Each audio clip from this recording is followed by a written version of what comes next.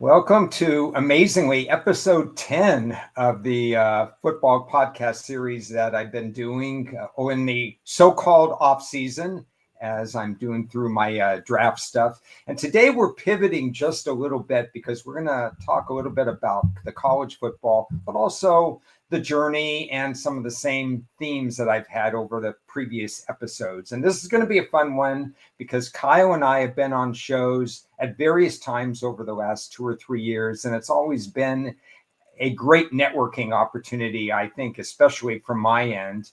He's one of the good guys on social media, I always call them young guys because I'm so much older these days, but Kyle's one of the good guys. Your profile says you're an average guy trying to help a better, but I think you're a little bit more than average guy. Transparent, you have all the good qualities. So I'm pleased to welcome you to the show today. How are you doing? I'm doing pretty well. Thanks for the kind words, and always great to talk with you, Ron. Looking forward to this conversation. Like you said, kind of the off-season conversation here. Still, it is certainly a slower time for me than if we had talked back in March or November or December. But there's always something going on, and plenty to work on to try to get those extra edges. Yeah, you're very, very busy during the football and the college basketball season. So the timing is right kind of after the draft to hook back up to you. I won't say that you've slowed to a stop because there's still playoffs and all sorts of things in baseball cranking up. But I can feel a little bit of comfort in your voice right now where you're not stressed. And that's a good thing. You don't want to be stressed when you're doing any kind of handicapping. Uh, let's start from the beginning again and how you started in this journey of sports wagering. I'm always fascinated to hear how everybody starts in this so-called business. Yeah, it's kind of interesting. I've always loved sports, and I played every sport you could possibly play. Sports was just my favorite hobby from the beginning. Now, finance was what my degree was in, and I'm still a big, stock market investments guy. Every so often I'll put the investment tweets or posts out there, and people will be like, "Wait a minute, oh, I'm a sports guy." It's like, hey, there is a decent amount of crossover here. Trying to think about the buy low, sell high mentality. Out of favor. Some of those overvalued things. The same things happen with teams. It absolutely happens. I love stats. I love data. When did I first get in sports betting? I first started about 2007. Early on, I really focused heavily on arbitrage betting. There were lots of opportunities, lots of different marketplaces out there where it was just very easy to get arbitrage and have no risk associated. That got much harder as there were less exchanges available. And, I started in my background in sports, and I did coach basketball as well. I've coached high school basketball some. So, I've always been fascinated at looking at how different teams play, whether it be, tempo or style or, certain teams match up better with other teams. It doesn't always make sense. I've always liked to look at things like that. It kind of drew me to trying out totals too, because how many points are scored in a game, regardless of what game it is, matters a lot based on how many possessions there's going to be, how efficient a team is. I think that background and looking at numbers and knowing that there's some variance there, with sides, let's say in college football, there's only going to be so many possible outcomes because, you're probably within a minus 28 plus 28 if you're playing in a conference game or something like that. In totals, it could be just a massive range, it makes it hard for the odds makers to set numbers that are high enough or low enough at times. So stock market, sports betting, kind of how I got started. I started kind of writing articles on the side. And I started thinking, I think I can make more money from this than I was from my day job in finance. So that's just kind of how it got started. I mean, it wasn't really intentional, Ron. I mean, this was not, in my, if you look back to me 20 years ago, I wouldn't have said, this is what I'm going to be doing. But, here we are. When you cross over and you say, wait, I have something that's working, and I know this happened to me, a large number of years ago, this is working this week. This conference is working. I can get an edge here and so on. But to fully cross over and to trust it, and then to handle any peaks and valleys that go, that takes a lot of fortitude as well. When did that those early days of wagering, when you had that first valley, when you said, uh-oh, something's going on, how did you manage that? And how did you then gain confidence again that what you were doing is something that was working and that you did have an edge? Well, first, me personally, for a lot of people in this space, and you've seen them out there, Ron. I mean, it's really hard for some of the people to stay humble. I mean, they're always bragging, "I'm so good at this," and so that's never an issue with me. I'm very hard on myself, and that can be I can be my own worst critic, which is both a good thing and a bad thing. So in the beginning, I'm thinking, I think I might be able to do this. I've got some edges. And, the first run south, I'm like, man, I suck, man. I thought I was good. Here we go. And, I still even have in my mind times where I'm like, I'm supposed to be good at this, what's going on. But deep down, that's going to happen to anybody, in those weeks and months and things like that, where you have the regression hit you. But as far as how I kind of got going in the wagering and at what point I had confidence in it, I had a lot of trial and error from different formulas. I subscribed to Ken Palm and CBB in the early days. I remember the very beginning of me doing college basketball, Ken Palm was really not well known. It was just kind of coming out. It used to be easier to beat college basketball totals than it is now because there's so many readily available projections that the odds makers can really put a good number on even those under the radar games. But I kind of got into the habit of, and I think it was probably the best habit I ever created for myself, is going in after the fact and seeing what I got right or wrong. I know that's something that you like to look at too, Ron. And I think some people just, after the game, they're like, okay, on to the next one. What's next? But I really like to say afterwards, okay, it won or it lost, but that doesn't necessarily, end where I should look at this, because sometimes good bets lose, sometimes bad bets win. That can be really hard for some people because they're like, well, I logged into my account and I lost. But I mean, it went into triple overtime and the under lost by a point. That's so, for me, I started realizing I could have success when I found two things really wrong. I think first was the betting market often doesn't adjust quickly enough when a team has a new scheme, say a new offensive coordinator. I've really circled in on those teams that have a new offensive coordinator that's going to play completely different than the one did before, especially in college football, because, there's just so many teams out there in college football, obviously the same in college basketball, that it's really hard for the odds makers to know every single thing about those. And you and I both know that, the Ohio State, Michigans of the world, those type of games are going to have a sharper line than some of those way under the radar games. And some people will say, why don't you have a bet on this game? Well, I didn't find an edge in that game. Like I don't want to watch Louisiana Monroe versus Louisiana Lafayette. Well, I mean, I didn't say you had to watch it. But the second thing that really helped me, I guess I'd say there's three things. Second one was specialization in those small conferences early on. And one thing I was helped by was when I was writing these articles, I would write about specific teams at times. And, I'd go in and I'd be following, say the Rice Owls, a team like that.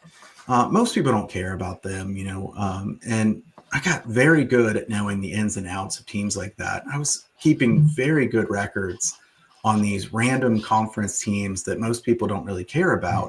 And I started realizing, what, there's something here to the fact that the smaller conferences, the Conference USAs, the Sun Belt, things like that, I could specialize in these and really get to know these teams very well. That was a really big one for me because, I thought before that this is going to be really hard. When I first started doing this, I did have another job, so I didn't have endless amount of time. And, so I wasn't looking at every single team like I am now because it wasn't what I did 24/7. But I think the specialization in smaller conferences is also something that a lot of people overlook when they say, man, I've got a 9-to-5 job or I work part-time. I really can't do this. You could still do it and be successful. You just don't have to follow everybody as closely as the other teams. So I think that's really something that would help a lot of people. I guess I'd say the third thing that really helped me a lot is realizing that the market on whole is quite efficient. So adjusting your numbers after the fact to what the market closed at really helps a lot. So many of these people are like, well, I have this big of an edge on this game. I have 14-point edge on this. And I'm like, I don't know why people are bragging about having such a massive edge all the time, because if you're so far off from the market constantly, you're probably doing something wrong.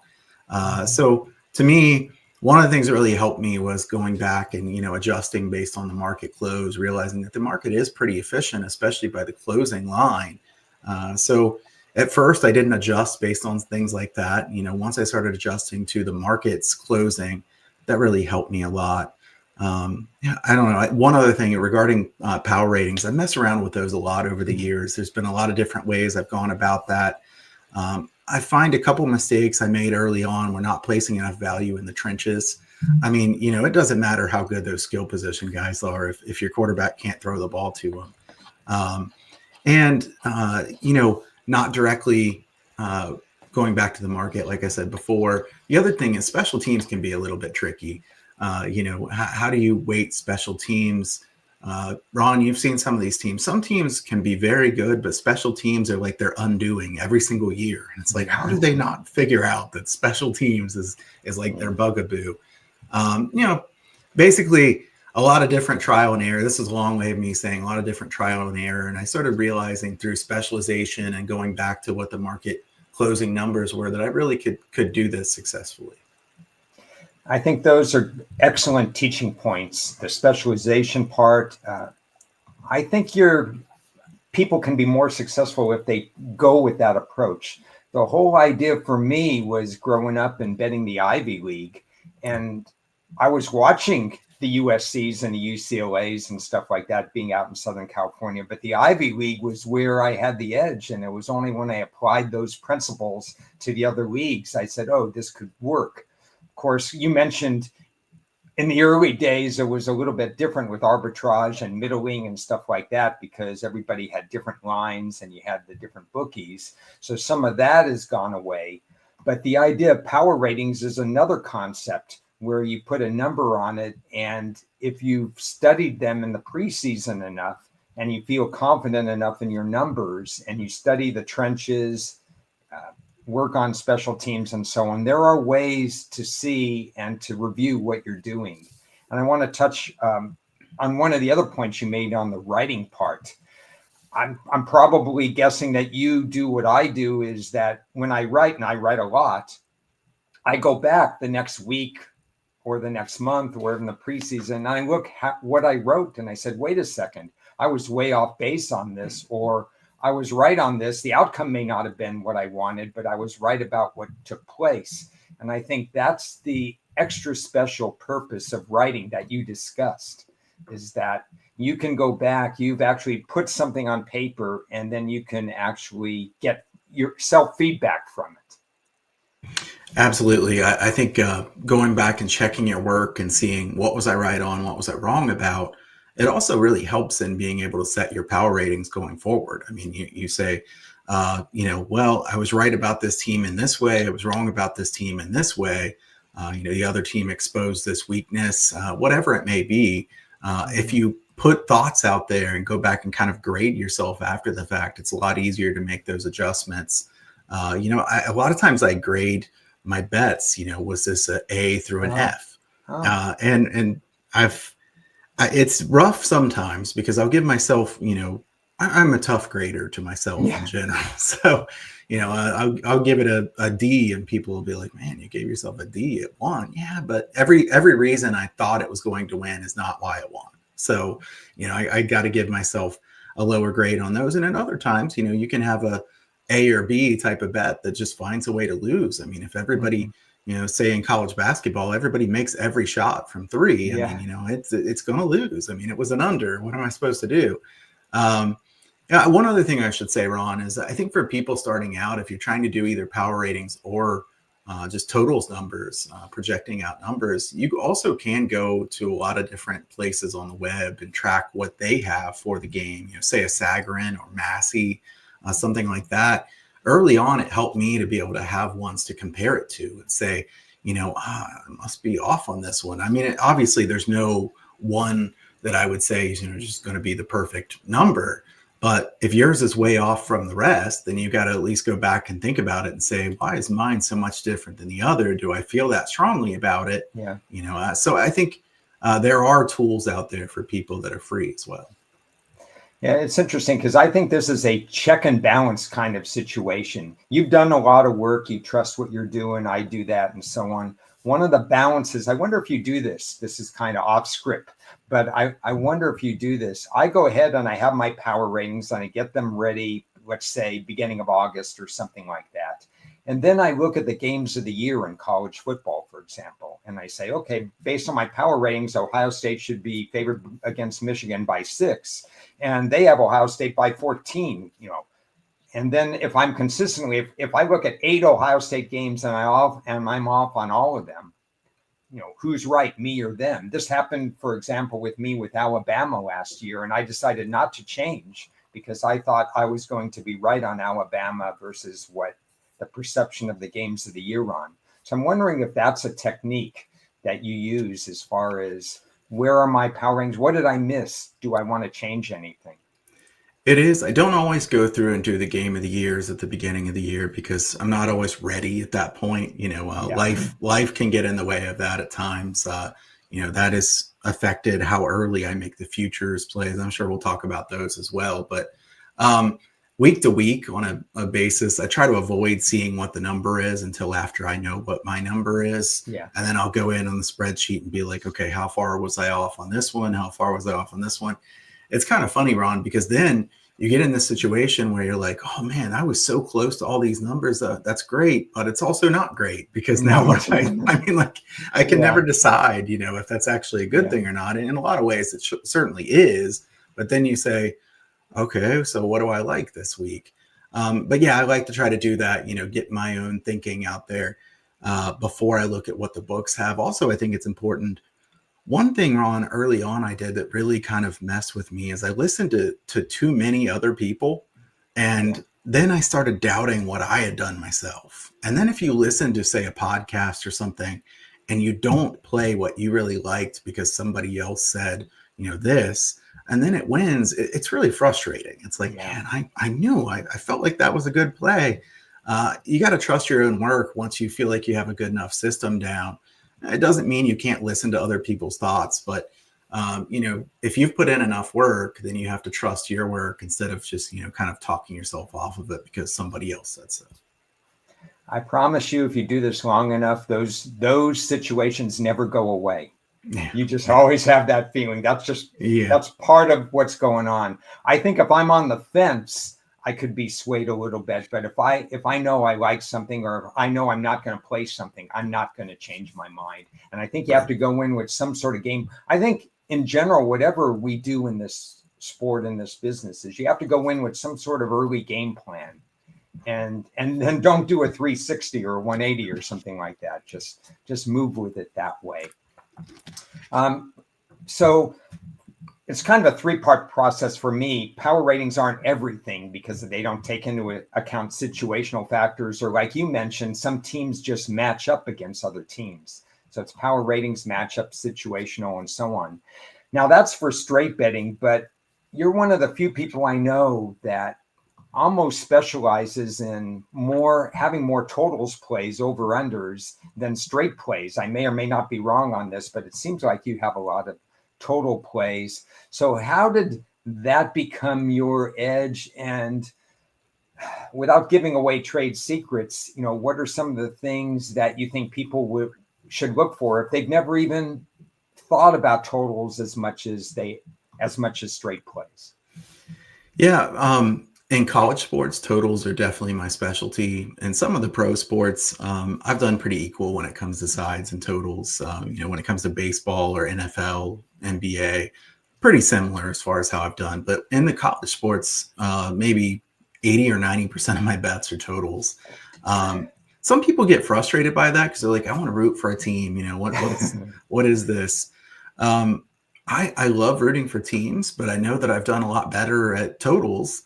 And, I'm just trying to I put the bullseye on what I think is I'm best at instead of just firing away at random things. First, why totals though? The odds makers always set lower limits on totals. We can see this across the board when whatever book it is has numbers out early in the week. The totals are always circled for a lower betting amount than what against the spread numbers are. Early on, I was like, why is that? I had some discussions with people who are smarter than I and knew more about the marketplace than that. And they're like, well, I mean, totals are really tough, but they're tough for the odds makers too. I mean, they don't really love setting a total on, Marshall versus Coastal Carolina or something like that. So I really like looking at tempo, like I said before, and I love seeing the changes from one coach to another. There used to be less change on, the NIL era has made, in the past, I would be like, okay, here's the teams that have changes. Now it's like, what teams don't have changes? I mean, now players, that's one thing, but coaches, I still try to get a good, really good read on. I think looking closely at tempo and efficiency stats, because some people look only at one too much compared to the other. I've seen people say, well, Team A plays ultra fast. Yes, but Team A can never get it in the end zone. They play as fast as they can just to go 3 and out. So it's hard for them to cover spreads because they're just giving the ball back and their defense is on the field a lot, things like that. On the other hand, there are some teams that have been good over teams that don't play all that fast, but they're great at scoring touchdowns in the red zone. Maybe they don't have a great defense. There's a lot of things that go into it. I'm super aggressive with pace changes. Sometimes it can burn me. About week 3, I usually place a lot of bets. Week 3, 4, 5 have been good to me in general. I think if you wait too long trying to adjust to those pace changes, then the odds makers kind of get ahead of you. I'll say one last year. So remember Cal had Spavital a couple of years ago. They played very fast. He was gone and they went to Mike Blush.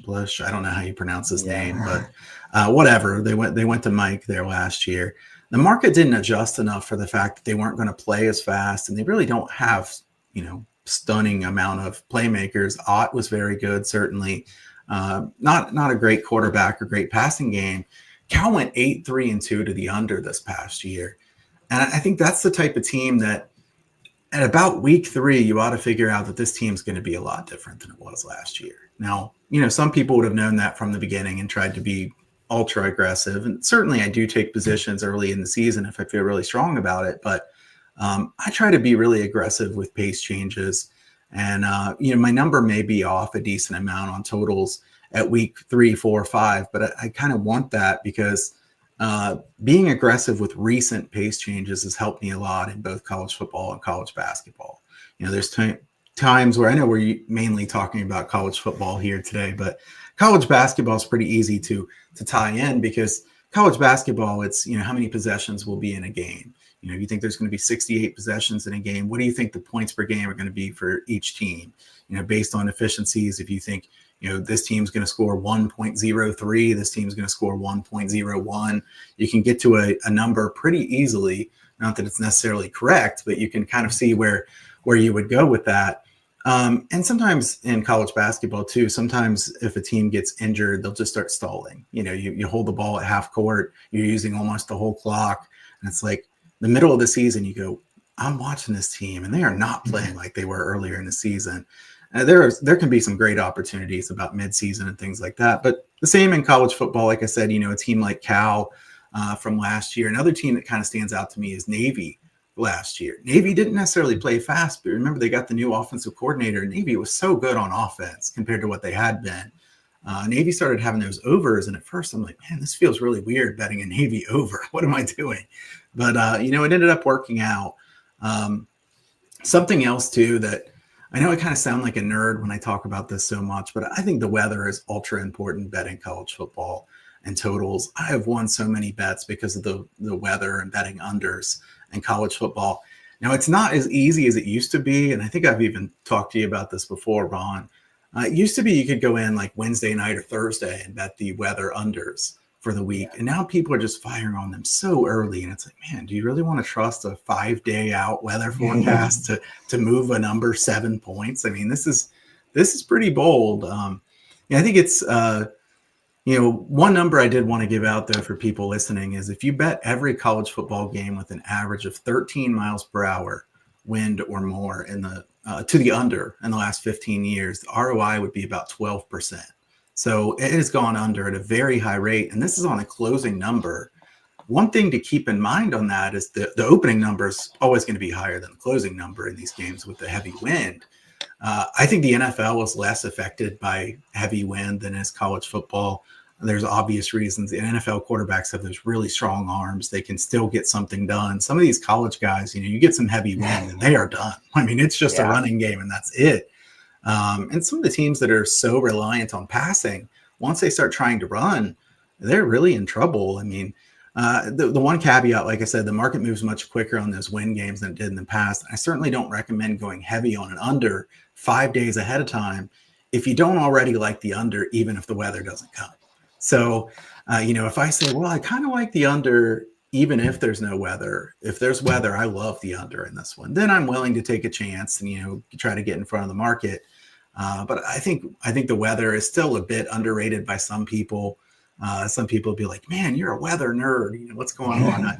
To be honest with you, I mean, I kind of am anyways. That was one of the things that I almost went into trying to become a meteorologist. So it kind of helps me that, there's some crossover there. It was between finance and weather, and then I ended up as sports bettor. So this world's kind of wild for where you go to. But and then the final thing I was going to say is, I think focusing on those under the radar games and totals is really important as well, because a Michigan, Ohio State, and Alabama, Auburn game is going to have a lot better total than is one of those really under the radar, New Mexico State, New Mexico, or something like that. I've done much better on the under the radar games over the years than I have on the bigger games. Some people just want to have a play in a game that's on TV, and I understand if it's some pizza money bet or something. We've all done something like that just to be following along. But if you want to be serious and really kind of invest in this, take yourself seriously, I think you really should consider the specialization and going way under the radar. Like I said, you really want to look at being aggressive with pace changes. And I think totals really offer opportunities. The thing about totals that can be discouraging at times is you can be way wrong. I mean, you can be way off, you take an over and it finishes 7-6 and you had over, 51 and you say, forget all this. Like, I'm terrible, when it's wrong. Sides, I mean, certainly that's possible as well, but totals can humble you, certainly. But if you're willing to have some of that variance, I think there are real opportunities out there. Yeah, I have several thoughts from that. And I think anybody listening, this is fantastic stuff, because if you want to be successful at this, it's harder to be successful betting the top 25 games week after week after week, because everybody knows everything about those teams. The other thing is not just the head coaches. I heard you mention coordinators, and certainly the Cal coordinator was a big one. It was big the year before when he came there, because that changed the offense, because Cal had no offense before he came there. He was there 1 year. As we know, money talks, so we ended up in Baylor. Baylor got better offensively, but Cal suffered. You've got to do a deeper dive, not just into the head coaches, but the coordinators. And then the unfortunate thing that you talked about was that people have to react a little bit earlier than they used to, because people are making moves on Mondays and Tuesdays instead of the Wednesday. People used to wait, but everything is faster. And we'll talk about that a little bit further down the road. It's you can't wait to sometimes bet a weather game, because people are playing meteorologists earlier in the week.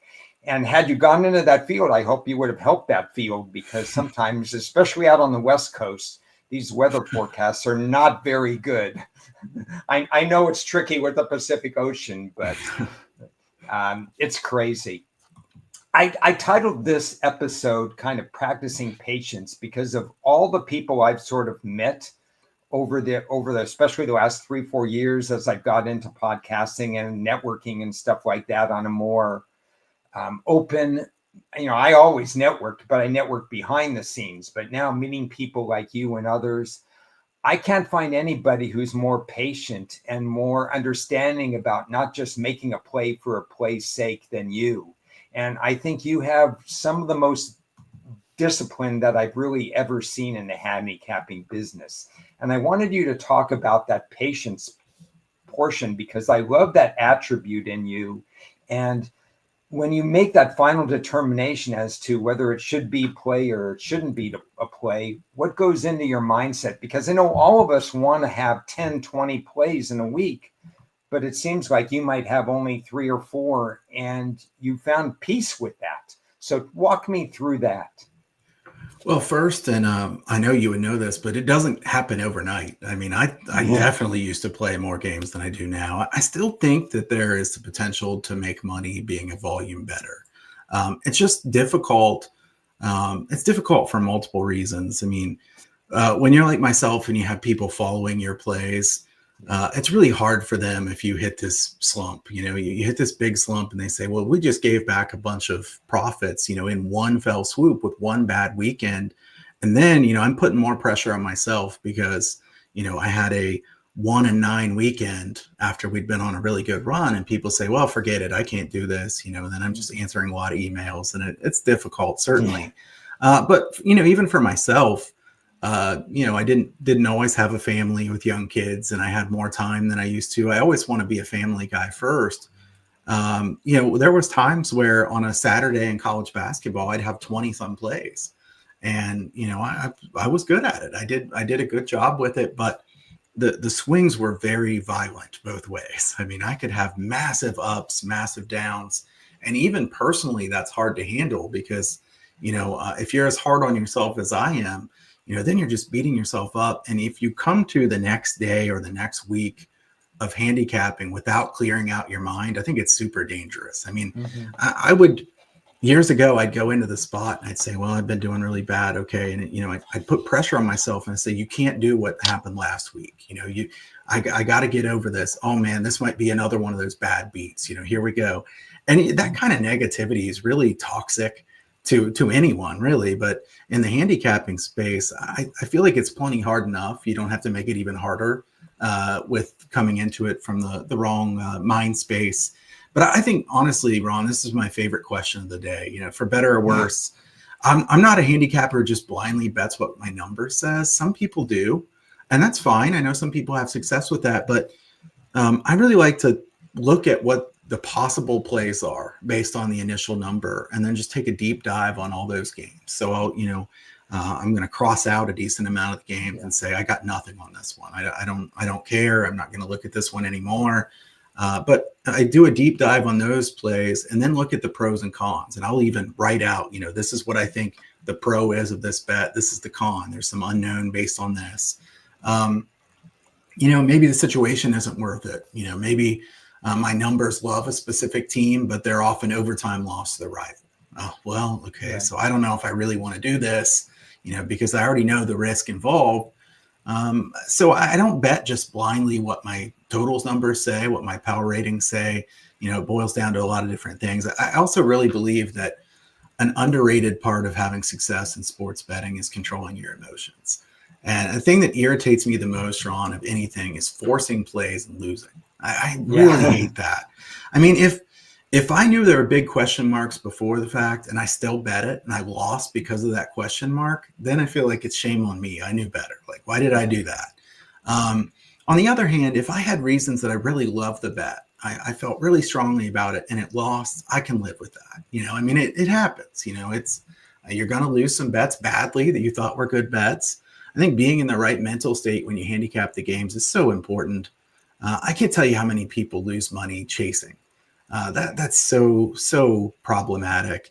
I get so many messages like, hey, I'm 0-3 on NFL this weekend. Now we've got the Sunday night game. I need your help trying to get me a winner to get my money back. I'm like, oh my gosh, this is really bad.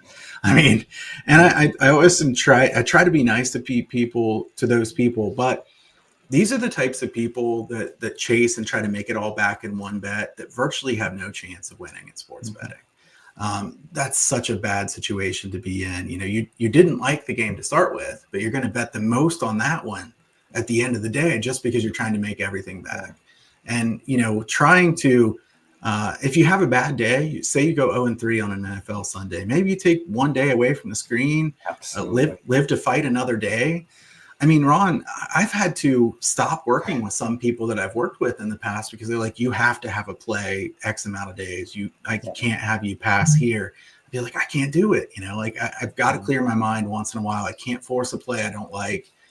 There's times now still that I say, hey, this has been too bad of a run. I need to take a day. I need to go for a bike ride. I need to go for a jog. I need to do something else, get away from it. Watch a movie, don't watch sports that day. You have to clear your mind once in a while. It's easy to get run down doing this 24/7. So, and the other thing is I figured out that I'm personally fairly risk averse. I don't really like taking massive risks. I don't want to take chances that I don't have to. I work very hard at this. I'm ultra competitive. I'm a very competitive person in general. I got much better at this when I was able to have the mindset of zooming out and realizing that, look at the last 2 years, look at the last 3 years. What you did in the last 2 weeks doesn't really matter if you've done really well in the last 5 years. That's hard for some people to understand, but I think if you zoom out and trust your work that you've put in, that really helps a lot. And like I said, I mean, even to this day, I've done this for this many years, and there are just times that I just have to sit out a little bit. I'll be like, I have to pass. And then I come back to it in a better, mind space than what I did before, because before you might say, oh, well, great. Let's see which one's going to be the next bad beat. Like I said, I think that's really toxic to having a proper handicapping process. Yeah. So I've just kind of evolved into being a more patient person over time, because it didn't happen from the beginning, Ron. I'll tell you that.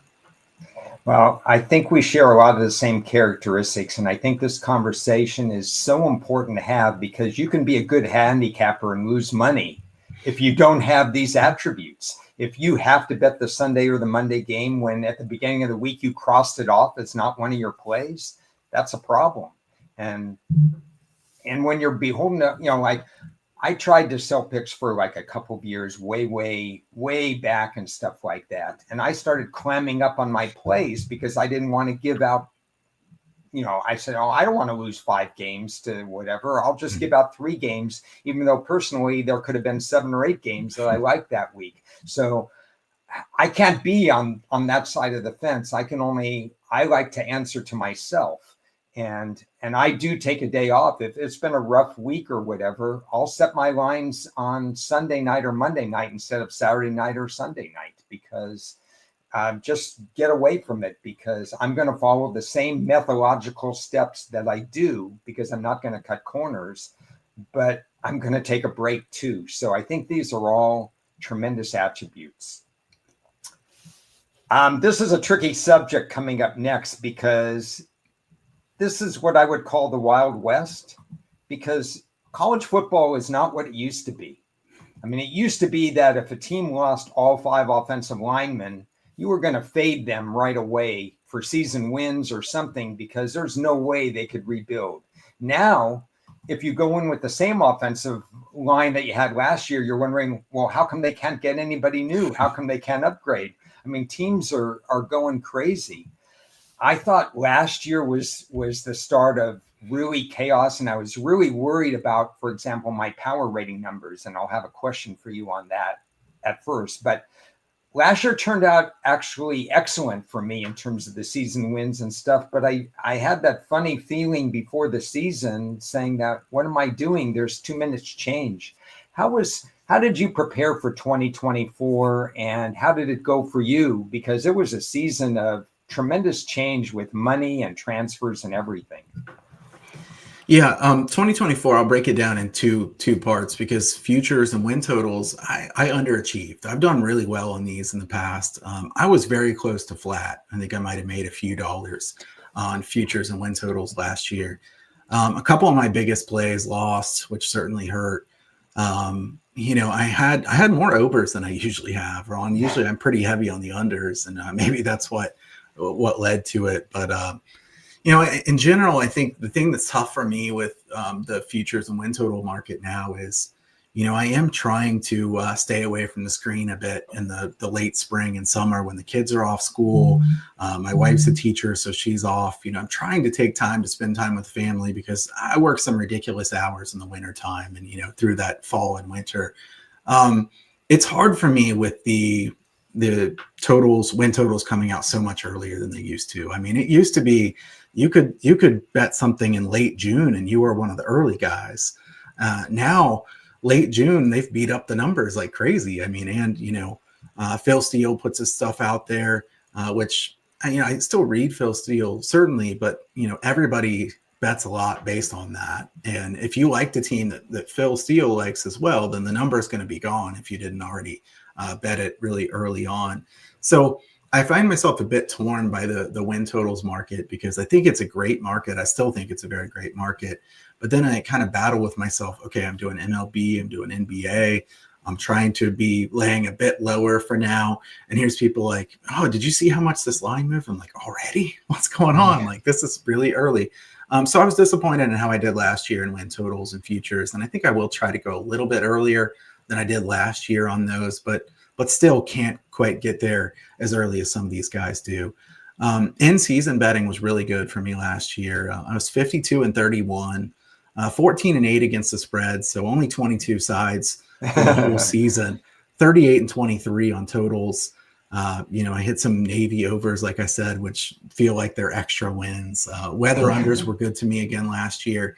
I did really profit very well too, and I consider this at least some luck, that the against the spread plays I had, when I bet an underdog, I always bet something on the money line, just because if I like the dog, I like to bet something on the money line. Two of my wins were Northern Illinois at Notre Dame and then Vandy against Alabama. So, those help the bankroll a lot, even by just putting a small amount on the money line. I would say probably, those are two of my best bets of the year. My worst bet of the year, I always like to look back. I was totally wrong about Miami of Ohio against Ohio in the MAC title game. I thought Chuck Martin's team would be ready to go. Man, they just absolutely laid an egg in that one. So that's probably my worst bet of the year. But, in general, good season for me. I definitely made good money overall. Like I said, I was a little bit disappointed on the season win totals, but long term, those have been, I've been even better at season win totals than I have on the game to game betting. But like I said, the time frame makes it a bit harder now.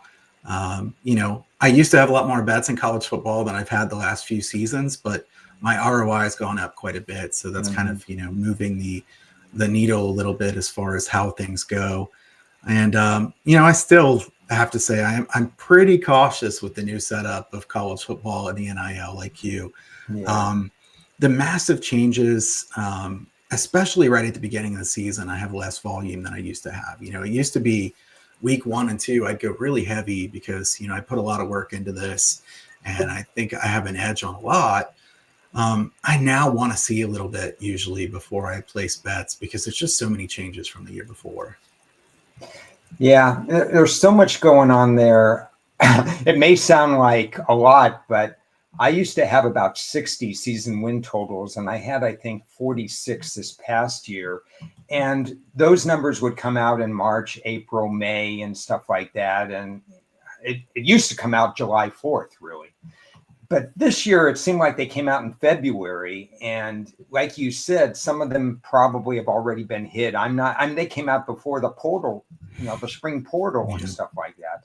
So I'm kind of thinking that I may not get like I got the best of a lot of numbers because I had some really valid opinions last year. This is going to be a test case for me, to be honest, to say this out loud as to whether or not I continue doing some of the things I do in college football, which has been a wonderful run for me. And I don't want to dwell too much on the season totals and what I'm thinking, but I do want to make an observation. I want to get your opinion on this. You and I both set some power ratings to start the year, and we have some opinions based on those power ratings. But with such a roster change now that's going on, how do we know that a team on September 1st is they're going to look vastly different once the cohesion takes place. And maybe on October 1st, their power rating should be 10 points higher or 12 points higher. How do I adjust it fast enough when I've never adjusted that way in the past? I'm really worried that there's going to be wild swings in power ratings from week 1 to, let's say, week 4. And I'm not sure my model is going to be able to deal with it. Do you have any thoughts on that? Yeah, I think that's part of the reason why I'm so cautious at the beginning of the season too. Is I used to have this like hard rule that I would not update a power rating more than X amount of points. Yeah. I'd kind of adjust and say it's a mistake to move it more than that at the beginning of the season. I mean, you only have 1 or 2 data points. What are you doing? You can't do that. I thought people over adjusted, but now I feel like there has to be big adjustments early on because you really don't know what you're going to see. I mean, there's so many wholesale changes from one place to another. I think, that's kind of changed where if you don't make a large shift, you're probably going to be behind. But do you really want to make a massive shift and then have some kind of edge on a game that you're like, do I want to bet this? Because I was completely flipping here.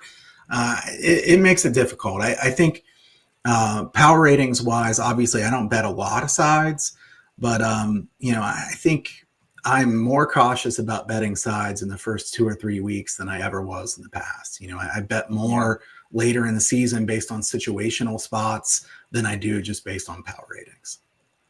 Yeah, week 1's usually a very high volume for me. Week 2 is usually lower, except for that I'll make more early plays because I see something and I know it's going to adjust what the public is going to do. But I'm heavily involved in the NFL week 1 and finishing up that. So week 2 is lower. I just have a feeling weeks 2, 3, and 4, it's going to be a little weird for me. And I don't know that I want to have a big volume until I get those data points like you're talking about. And then here's another question. So let's say it's week 8 of the season. How much are we going to value what happened in week 1 or week 2 when the rosters were adjusting to each other? And how much should we just look at the last 3 or 4 weeks, which in a sense, I was looking at the season as a whole. Maybe I have to lower weight the first 2 weeks. Yeah, I think that's the adjustment that I've made the most is, if you're in week 8 and a team played a poor game in week 1 or 2, but now they've been playing really well in 5, 6, 7. I don't know that week 1 even matters. I mean, does it matter that the team was so different? They had a new quarterback, new people all over the place. And now at once they're hitting their stride. I think that matters so much more, and weighting that far more heavily has been part of my process here lately. Now, I will say I have been a little bit upset with myself in the last couple of years because I would have done better if I played more sides. When I tried to weight more heavily the recent games, that actually provided better edges, but I'm afraid to bet it, Ron. I mean, it's hard because it goes against what I used to think is, this is a really big adjustment. And the season gives you more data points, so you should want a larger sample size. But I don't know that it really matters. I mean, I think everybody's going to have a bad game. You know that. There's always somebody that's going to say, well, how can you bet team A? They lost to this team by this. Well, I don't really care that one game. Everybody has a bad game. But I do think really that weighting recent performances a lot more heavily is definitely the right way to go. Now, exactly how to weight it that's the $1 million question. Yeah, that's for sure. And again, what we're doing right now, brainstorming this stuff, I think this is just excellent because these are thoughts that didn't occur before we were going to start the show. And now I'm thinking out loud. And I think that's part of the process. And it's going to be an ongoing battle in college football, I think, because until they get some guardrails in place, for example, one more question before we pivot.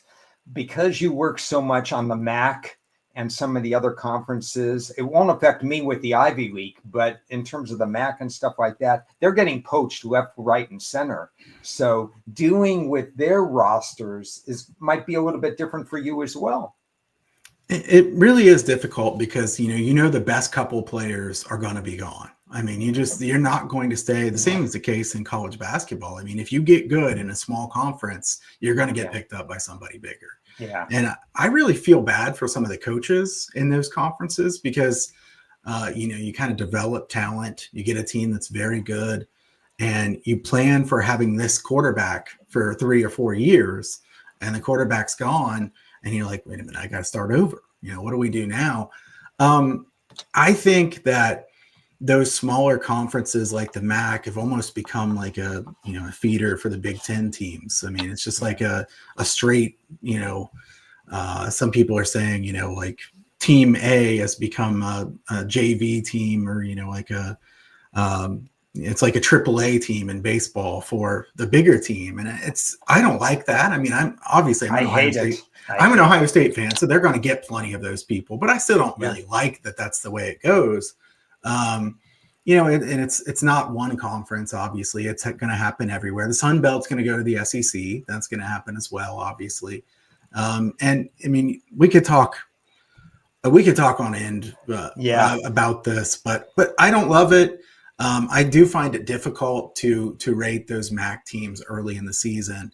And, I'm hesitant on playing right away on those under the radar ATS plays. Let me close with this. In what world does a coach from Washington State leave to go to Wake Forest? Oh, man, that is realignment. I know. Let's get off that topic and spend 2 minutes on the NFL. As a Cincinnati Bengal fan, what did you think about their draft? Well, let me say this real quick, Ron, because you just said something about Washington State, and I put a couple coaches down, and I just want to say that was the coach that I put as, is it really going to work out great at Wake Forest? Because I don't know. I mean, he did really good at Washington State, but Wake Forest is a tough job. That's a really tough job. They don't have the resources. Small enrollment, very small enrollment. Very small enrollment. I'm not as positive that that's going to be some massive upgrade because I think Clawson was a really good coach. He did a good job with what he had. I think that's kind of a question mark as to how it will go.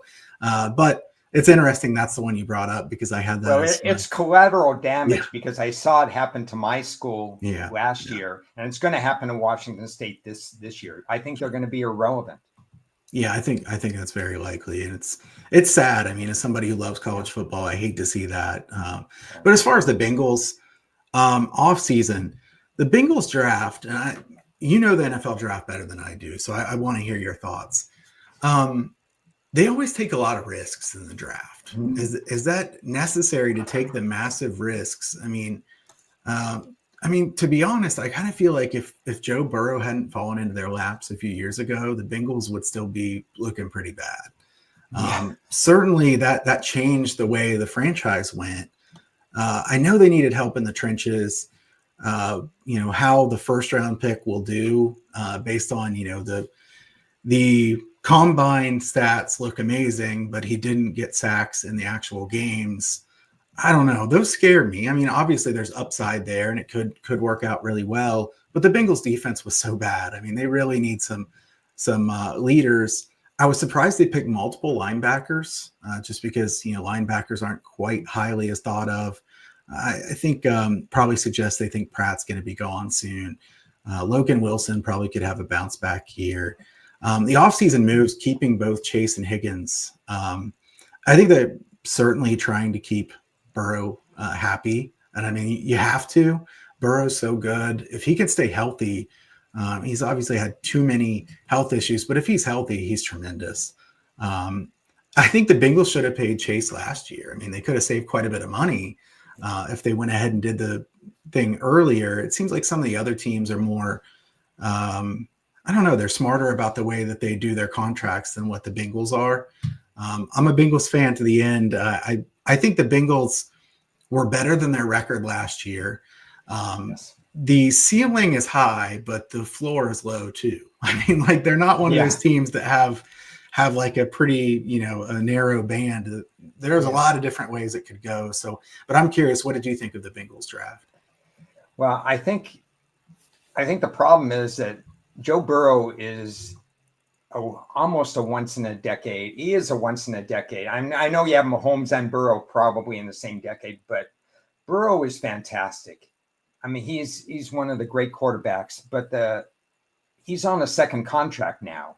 And to put both Chase and Higgins on that second contract and then have to deal with Hendrickson, which I don't know how they're going to deal with, and I don't think they know how to deal with. When you get that top heavy, your whole roster suffers. And I think that's what's going on with Cincinnati. This was a draft where they took a step back, in my opinion.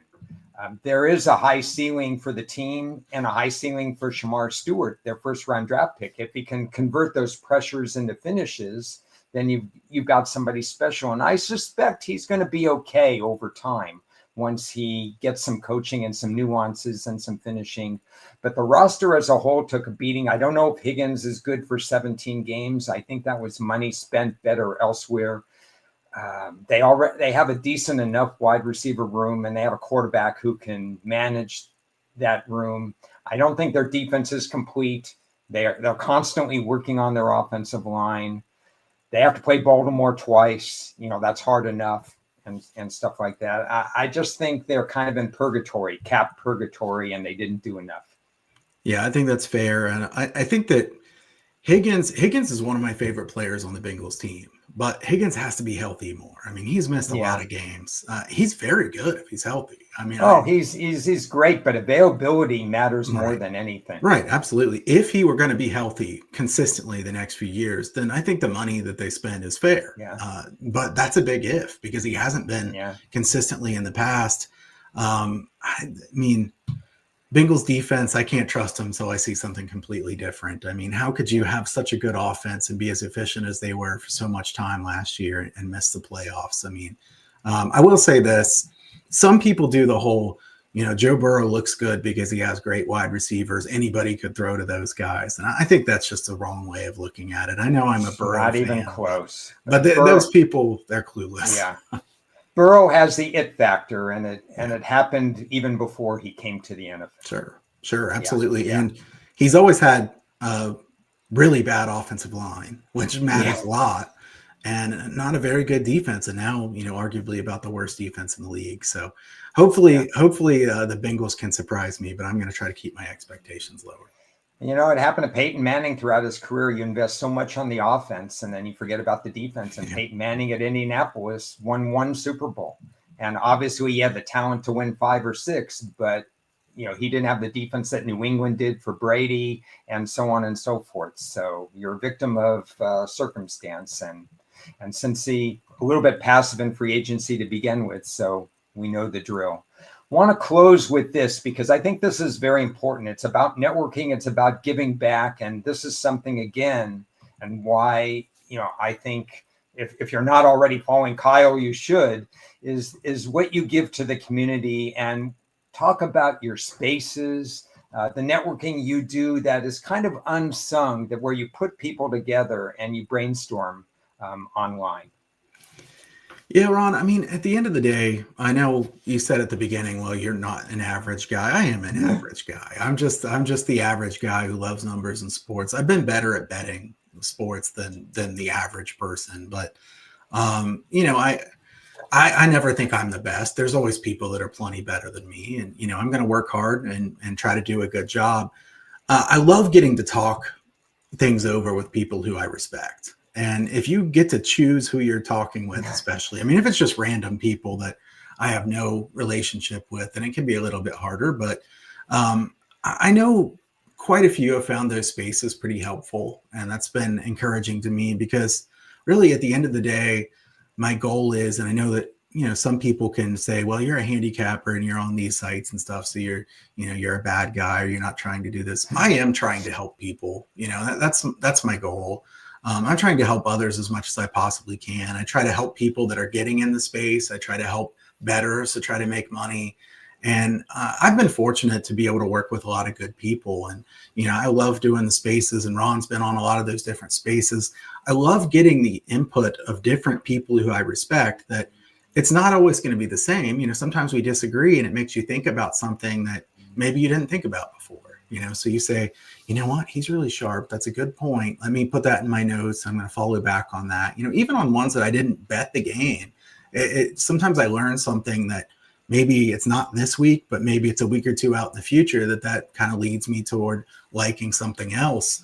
But I think, with those spaces and streams like this, I just like to try to give back and try to help in some way. And at the same time, this is fun for me. I mean, we just had a fun conversation. We've been talking for about an hour. I feel like we just got started. So these kind of conversations are fun, and I hope people can find it helpful. Yeah, well, I think people do appreciate that. It's about the brainstorming, the networking. It's not just about, oh, I should play this. It's, oh, his thought process. Maybe I should look at this aspect when I'm handicapping next week's slate of games, or so on and so forth. To me, it's all about the process. It's not just giving out the plays. And I think that process discussion is important for the community. And so I will echo and just say we appreciate the fact that you put this effort out when you don't have to. So that's what I like. Thank you. That's kind of you. And hey, I would say the same thing about you. You know so much about betting in general. I've learned from you, and it's great to be on panels together because I find that I learn a lot from people who have a lot of experience and have done a good job through this. And I think what you said there was the best point of all of them is you don't want to just say, what did he pick? What was his pick? Why did he pick that? What was the process? You can learn a lot without even betting that specific game. You just think, okay, oh wait, that's how he started. That's where he got to that point. I think that's very helpful. And I think that's what part of this conversation was about during this last hour is, going through and looking at shot quality or looking at possessions and so on and so forth. We're making points. We're not talking about this team is good or this team is bad. That's the purpose of having these conversations. Well, Kyle, thanks for spending an hour with me, and I hope that we will interact again on various panels or conversations as we get closer to college football. And in the meantime, enjoy what time you do have where you don't have to grind the numbers quite as much. I'm back next week with an ambitious experiment, trying to go 90 minutes on every team's draft, what I liked, what I didn't like, and so on and so forth. And then a part 2 to that will be more interactive that I'll talk about a little bit closer to the time. So next Wednesday, every team NFL draft. I hope you tune in for that. Thanks for watching this one. Thanks to Kyle again, and I'll see you next week.